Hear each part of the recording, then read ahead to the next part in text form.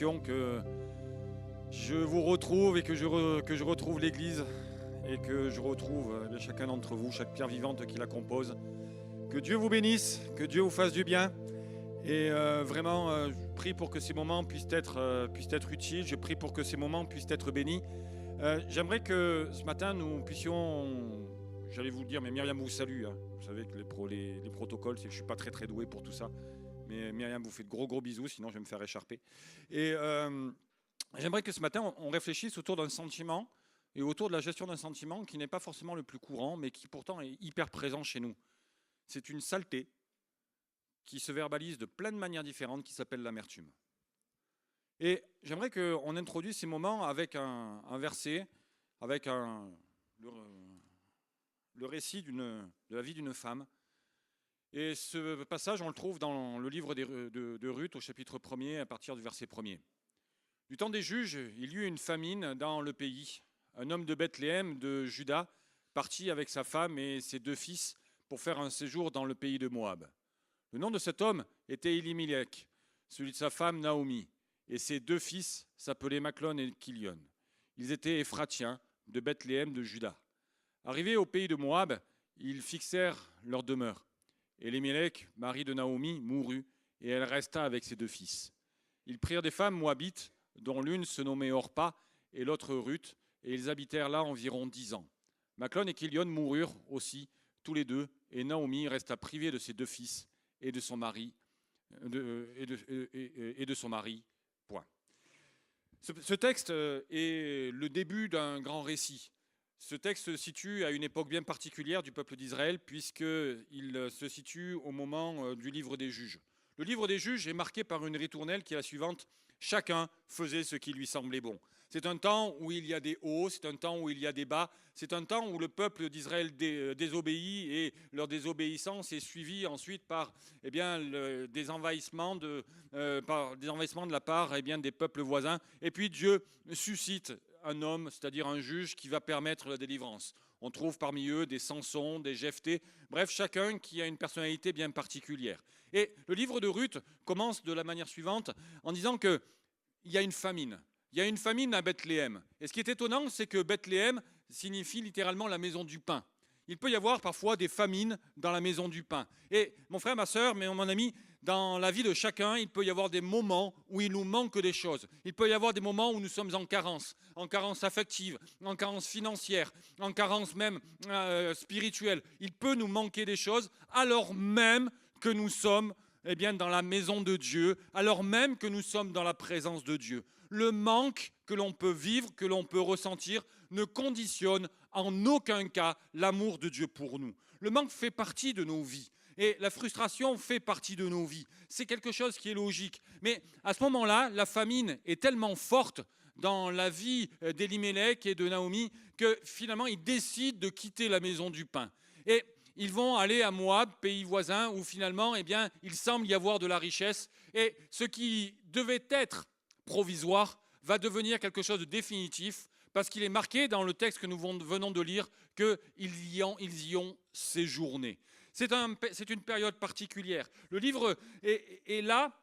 On s'aperçoit que dans le cœur de Naomi, il va se passer plein de choses. Puisque alors qu'elle a quitté la maison du pain, alors qu'elle est à Moab, ses fils vont se marier avec des Moabites. Et ils vont commencer à construire leur vie jusqu'au moment où le papa va décéder. Et ensuite, les 2 fils vont décéder. Mon Dieu, quel drame, quoi. Dans le milieu chrétien, on a tendance à faire des raccourcis et on se dit « Ouais, tout ça, c'est parce qu'elle a quitté la maison du pain. » Je pense que c'est un peu rapide. Et les malheurs qui nous arrivent ne sont pas forcément liés à une désobéissance quelconque, parce que je pense que si c'était le cas, il nous arriverait beaucoup plus de malheurs que ce que nous en avons réellement. Et la fidélité de Dieu ne dépend pas de notre obéissance. Mais Dieu fait pleuvoir sur les bons comme sur les méchants. Mais nous pouvons traverser des moments de vie particulièrement compliqués et particulièrement marquants. Et c'est ce que nous allons voir maintenant dans les 2 parties que nous allons aborder. La première, c'est les raisons qui ont poussé Naomi à devenir Mara, c'est-à-dire de passer du stade de douceur au stade d'amertume. Et la seconde, eh bien, c'est les raisons qui ont fait que Naomi est ensuite repassée du stade d'amertume au stade de douceur. Ok ? Première chose, pourquoi, à un moment donné, Naomi est-elle devenue Mara ?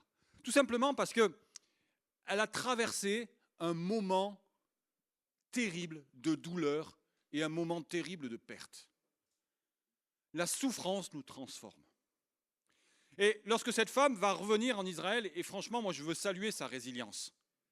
Et c'est la première chose, c'est que cette femme va accepter à un moment donné, malgré sa perte tragique, de vivre un moment fort de résilience.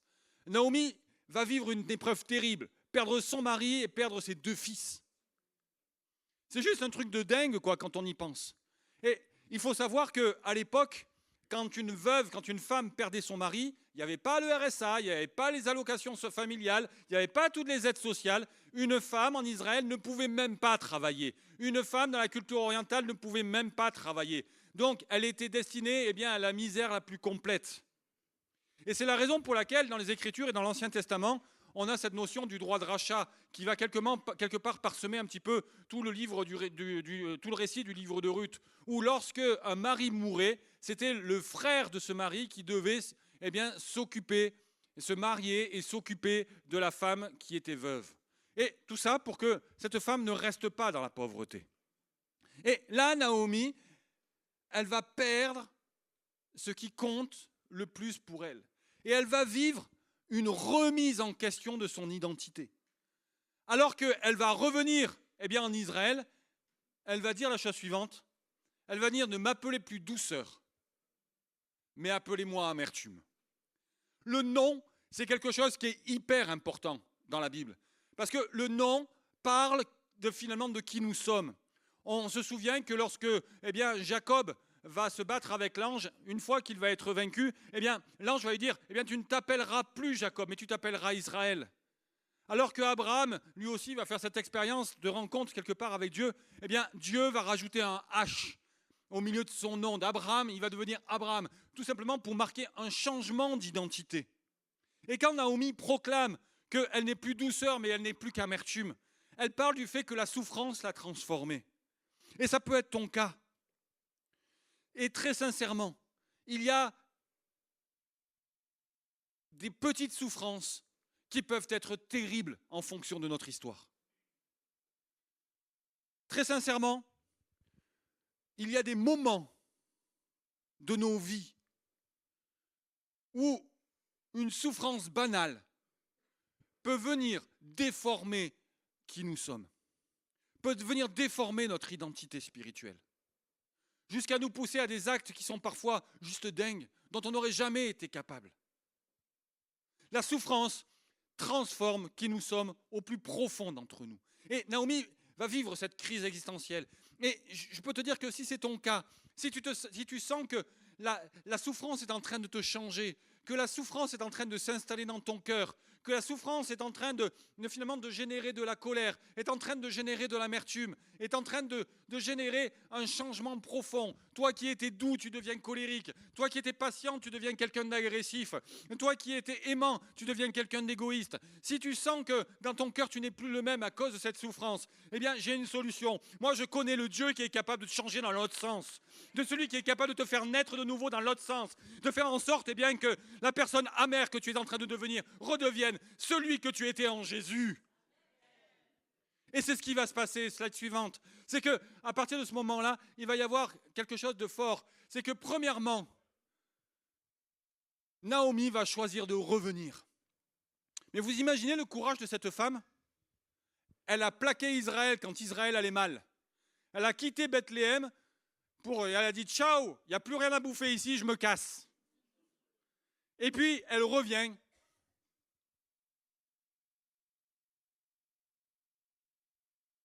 Alors que les autres sont restés et qu'ils ont surfé la vague qui aurait pu les détruire, elle revient détruite. Elle a fait preuve d'une résilience et d'une humilité qui était juste dingue en fait, quoi.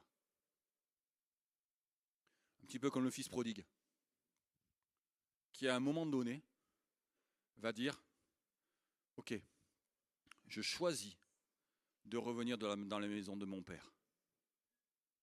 Je pense que la base du changement, c'est cette forme d'humilité. Et de me dire, ok, je me suis planté. J'ai fait des mauvais choix. Mon caractère, ma personnalité m'a fait faire des mauvais choix. Ou simplement, mon orgueil m'a fait faire des mauvais choix. J'ai pu aller dealer de la dope pour avoir de l'argent. Aujourd'hui, c'est compliqué pour moi, j'ai pu faire des mauvais choix. Je peux revenir. J'ai pu sombrer dans des pratiques sexuelles pour découvrir. Et aujourd'hui, je suis tombé esclave de certaines choses. Mais je peux revenir. Je me suis trompé. J'ai quitté la maison du pain. Mais aujourd'hui, je prends la décision de faire demi-tour et d'y revenir. Ce qui est intéressant, c'est que quand elle revient à Bethléem, on l'appelle toujours Naomi. On ne l'appelle pas celle qui est partie. Oh, peut-être qu'il y avait quelques petits regards bizarres. Mais on l'appelle toujours Naomi. Ça n'a pas changé. Et je peux t'assurer que si tu reviens dans la présence de Dieu, le regard de Dieu n'aura pas changé sur toi.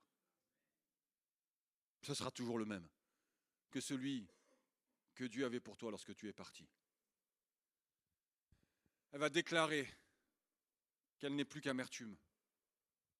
Elle va déclarer qu'elle a une nouvelle identité. Elle va déclarer qu'elle n'est plus rien. Mais pourtant, avec ce plus rien, elle va commencer une nouvelle vie. L'essentiel dans la vie chrétienne, ce n'est pas ce que l'on possède. L'important dans la vie chrétienne, c'est de mettre entre les mains de Dieu ce que l'on possède. Et Naomi, ou Mara, elle n'avait pas grand-chose, sinon cette résilience. Sinon le fait de savoir que Dieu était toujours le Dieu d'Israël. C'est le moment pour toi, avant même que je ne continue, de dire à Dieu, ok, dans mon cœur, il y a tellement de colère parce que ce que je vis est injuste. Dans mon cœur, il y a tellement de haine parce que ce que je vis est injuste.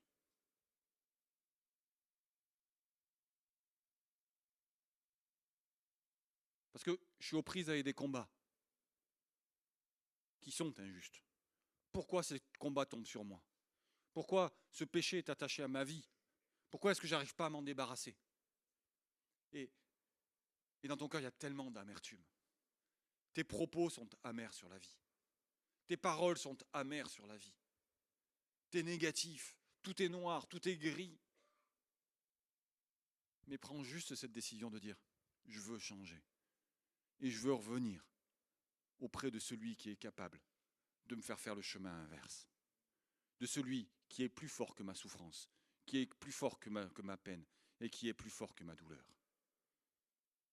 Deuxième chose, il y a un chemin de retour. Et Naomi va vivre un chemin de restauration et d'espérance.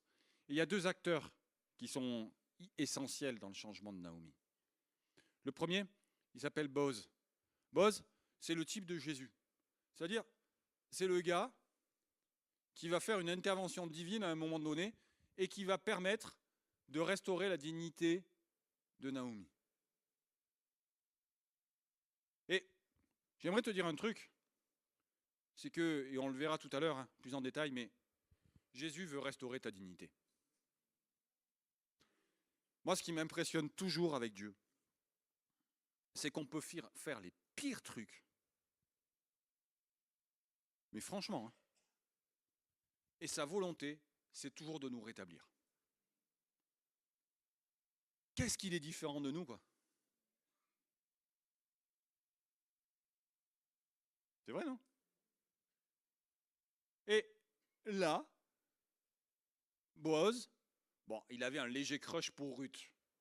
D'accord? Un léger, quoi. Un truc un peu, voilà, il était même un tantinet accro. Mais il n'en reste pas moins qu'il a fait le job. Il a récupéré la belle-mère de Ruth. Vous récupériez votre belle-mère à la maison, vous? Moi, elle y est. C'est pour ça que je suis parti.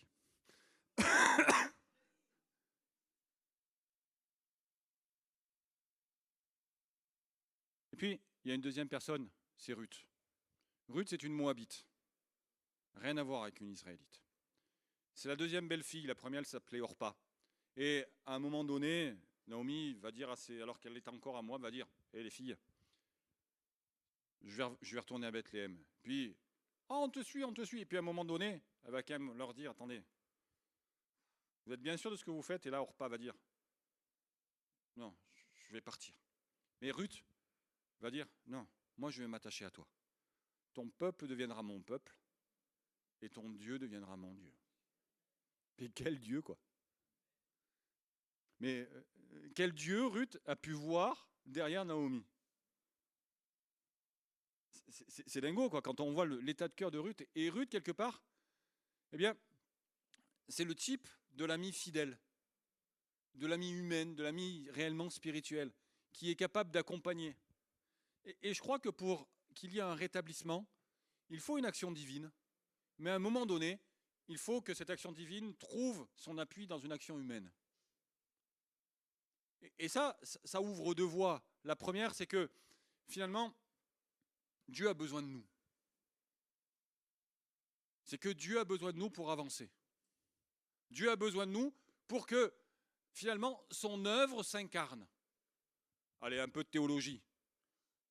Dieu a eu besoin de Jésus pour montrer qui il était. Jésus a été la Shekinah, a été la parole incarnée qui, durant tous ces 33 ans sur la terre, a manifesté qui était Dieu. Parce que les Israélites avaient besoin de voir qui était Dieu dans sa personnalité, dans son amour. Et Jésus a incarné la personne de Dieu sur terre. Sa sainteté, mais également son amour. Et de la même manière, eh bien, Ruth incarne l'amitié et la fidélité de Dieu dans le quotidien. Et de la même manière, l'un de nos challenges dans notre vie chrétienne, c'est d'être capable d'incarner qui est Dieu dans la souffrance de l'autre. En étant, pardon, excusez-moi, l'ami fidèle de Dieu. Et puis, le deuxième axe, c'est de dire, mais, et ça j'y tiens, je ne peux pas être spirituel sans être humain. Les versets bibliques ne trouvent de sens que lorsque je suis capable de manifester de l'humanité. Sinon, les versets bibliques restent de la théologie. Et finalement, ils sont profondément inutiles. Ruth a incarné. Et d'un côté, on a l'action spirituelle de Boaz. Et d'un autre côté, on a l'amitié inconditionnelle de Ruth. Les deux ont contribué au rétablissement de Naomi. Maintenant, quels sont les marqueurs? Premièrement, on s'aperçoit que, et là c'est très marquant quand vous lisez le livre de Ruth, et je vous conseille de le lire, ou alors de l'écouter en podcast, ou alors de lire une BD, ça doit exister, ou alors de vous le faire réciter sur Internet, ou demander à ChatGPT de vous la raconter. Il y a plein de manières différentes. Hein. Faites-vous plaisir. C'est une transformation progressive, mais certaine. C'est-à-dire qu'à aucun moment, Dieu ne parle à Naomi. Et puis, le livre de Ruth est focus sur Ruth et sur Boaz. Et Naomi n'est qu'en arrière-plan. Mais pourtant, quand on lit, on la voit changer. On la voit s'impliquer en disant « Ah, je crois qu'il t'aime bien, lui. Moi, ce que je te conseille, c'est d'aller te coucher sur ses pieds, là, à un moment donné, parce qu'elle connaissait bien les traditions, et puis tu verras ce qui se passe. Ouais, cool. Ouais, c'est ça, ouais. On la voit se réjouir, on la voit s'ouvrir. Il y a quelque chose qui se passe en elle. Il y a quelque chose qui est transformé en elle. Et dans l'action, dans le fait de vouloir bénir Ruth, eh bien, quelque part, il y a un changement qui s'opère en elle, mais à aucun moment ça ne se voit ou c'est dit dans le livre de Ruth. La seule chose que l'on sait, c'est qu'elle a pris la décision de revenir là où tout avait commencé, dans la maison du pain. Et ensuite, l'œuvre de Dieu a fait son job.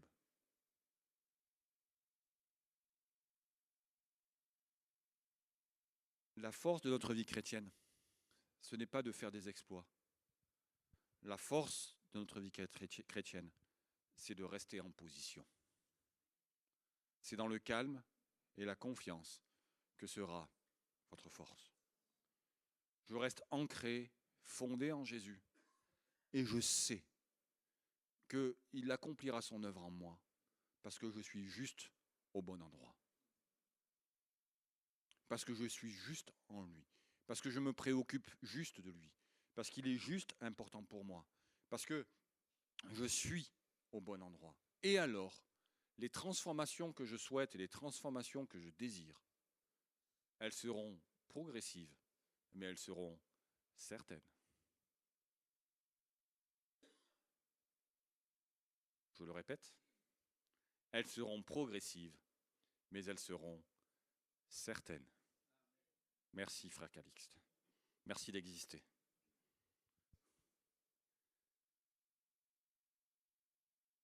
On aime que les choses aillent vite. On est fasciné par les miracles de l'évangile de Marc. Mais les changements les plus forts que nous ayons vécus s'inscrivent dans le temps. Deuxième chose, c'est la puissance de la foi. C'est que souvent, la foi est présentée comme une force capable de guérir ou de tout changer de suite, qui apporte une forme de bénédiction immédiate. Mais la foi, littéralement, vient du terme fidélité. C'est je choisis de faire confiance dans le temps. Et des fois, on aurait tellement besoin que Dieu intervienne de suite. C'est vrai, non? Il y a comme un sentiment d'urgence en nous et on se dit, si jamais il n'intervient pas aujourd'hui, je ne présage pas du lendemain. Mais on s'aperçoit que Dieu intervient toujours et que notre confiance en lui doit demeurer inébranlable. Et vous savez, derrière le retour de Naomi, pour moi, j'y vois vraiment un acte de foi. Et la foi, elle ne s'exprime pas par la grandeur de nos actes, mais elle s'exprime par l'endroit où nous décidons d'aller.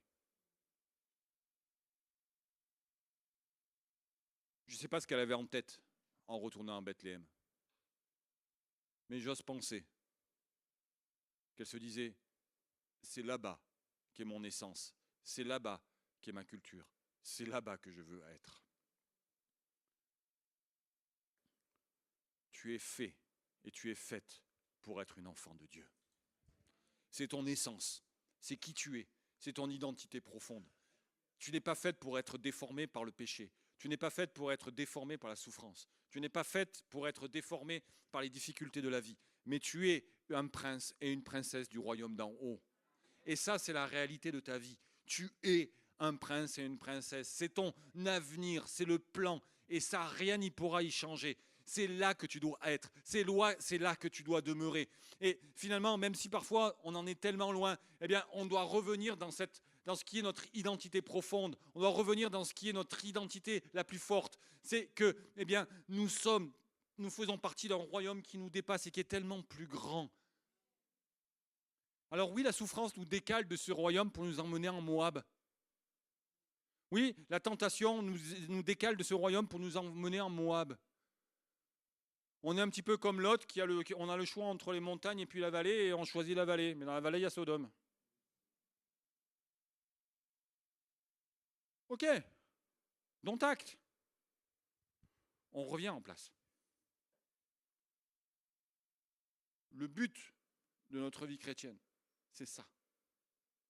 Et finalement, l'histoire de Naomi nous enseigne que il y a toujours une possibilité de réconciliation avec Dieu. Et ce qui était vrai du temps de l'Ancien Testament avec Naomi, mais c'est d'autant plus vrai avec Jésus aujourd'hui parce qu'il est devenu notre alliance. Il est devenu notre réconciliation avec Dieu. C'est-à-dire que lorsque nous sortons de la présence de Dieu, nous savons que Jésus est le chemin, la vérité et la vie qui nous ramène vers Dieu, qui nous ramène dans la maison du Père, là où nous avons une place, là où il est monté nous préparer une place. Et ça, peu importe. Naomi a été restaurée. Elle est redevenue douceur alors qu'elle n'était plus qu'amertume. Il y a eu un changement d'identité. Ce changement d'identité, ça s'appelle la nouvelle naissance. C'est ce moment où dans notre vie, Christ vient et fait de nous une nouvelle créature. Mais après, cette nouvelle créature, elle peut être déformée par la vie. Et c'est OK. Le tout, c'est que même déformés, nous restons toujours une nouvelle créature. Rolf, t'es congolais. Tu dois bien avoir 5 euros sur toi, là. Qui a 5 euros? Allez. Merci, Vic. Ça, je le faisais dans un camp de jeunes. Je te le rends, hein, t'inquiète pas. Billet de 5 euros, il est vrai ou pas? Tu l'as pas falsifié dans ton garage? Ok, t'es pas comme Néhémie, toi. Ok, c'est bien. 5 euros. Ces 5 euros, ils sont dans ma poche. Puis dans ma poche, je m'assois. Et puis, je suis un peu stressé, donc je le froisse. Et puis, j'en ai marre. Je me suis fâché. Et je le piétine.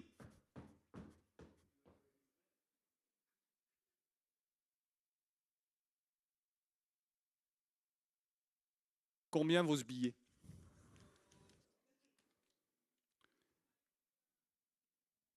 Je te le rends, hein.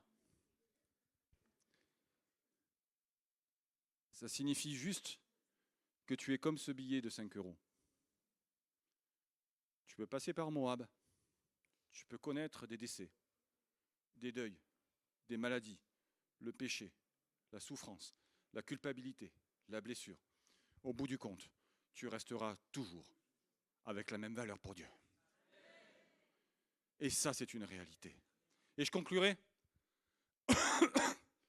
disant qu'il est possible profondément de lutter contre l'amertume. L'amertume, c'est de la colère qui a été mal gérée. C'est un truc qui est resté, qui a pourri dans notre vie et qui rend notre vision du monde complètement noire, complètement grise. On n'est pas dépressif, mais on a un langage de dépressif.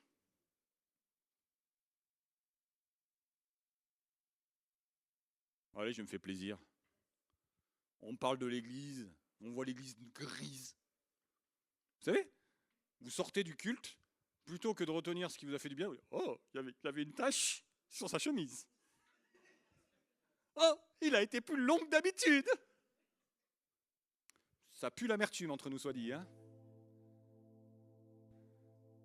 Une journée s'est bien passée, mais il y a eu quelques petits points d'accroche. Oh, ce collègue là, il m'a mal parlé.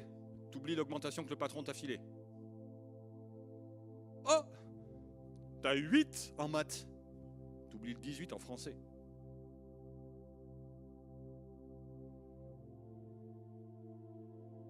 L'amertume qui rend nos paroles dures.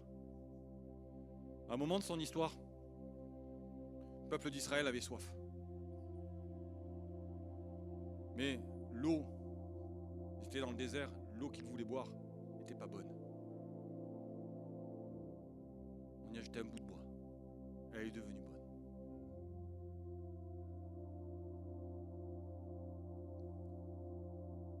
Je pourrais disserter sur la nécessité de gérer sa colère. Ça fait partie des moyens de gérer l'amertume. Je pourrais disserter sur ce qu'est le réel et le vrai pardon. C'est également un moyen de gérer l'amertume. Mais ce matin, j'aimerais juste te dire,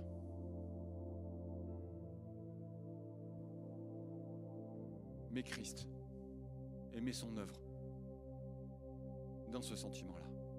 Reconnais que tu es Mara. Reconnais que tu es Mara. Et reconnais que cette amertume, tu la sèmes à peu près partout. Dans ton foyer.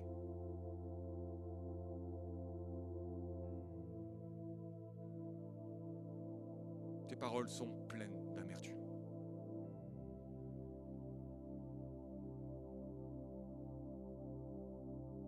Reconnais le juste. Et mets Christ au milieu de tout ça. Je peux être un peu dur. Fifi dit non, mais bon. La souffrance ne justifiera jamais que nous devenions et que nous restions amers. On ne peut pas se cacher derrière notre souffrance pour justifier notre volonté de ne pas changer.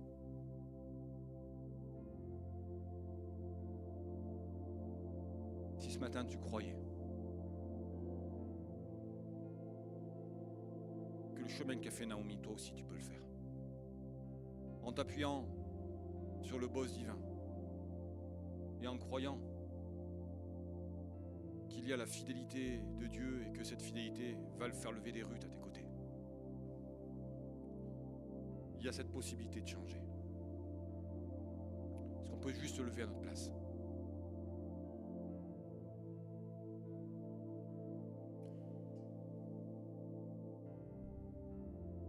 Juste examiner notre cœur et dire ok, je vais entamer le chemin de la transformation. Je vais entamer le chemin du changement. Je suis un chrétien amer. Je suis un prince ou une princesse amère.